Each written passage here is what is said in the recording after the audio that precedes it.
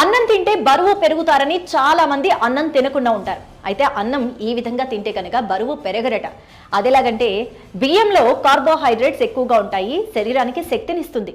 Iron, magnesium, potassium, ఇతర పోషకాలు కూడా ఉంటాయి, సోడియం కూడా ఉంటుంది.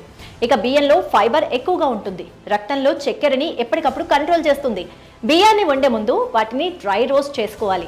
దీన్ని స్టోర్ చేసి కూడా పెట్టుకోవచ్చు. దీనివల్ల రుచి పెరుగుతుంది, పైగా స్టార్చ్ కూడా తగ్గిపోతుంది.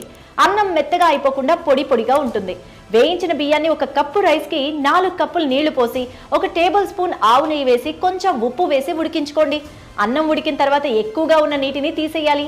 వీటిని మీరు గంజిలాగా కూడా తీసుకోవచ్చు, లేదంటే సూప్ లాగా చేసుకోవచ్చు. అన్నాన్ని పప్పు కూరలతో మీరు తినచ్చు. ఈ విధంగా మీరు అన్నం వండి తీసుకుంటే బరువు పెరగరు, ఎటువంటి అనారోగ్య సమస్యలు కూడా కలగవట.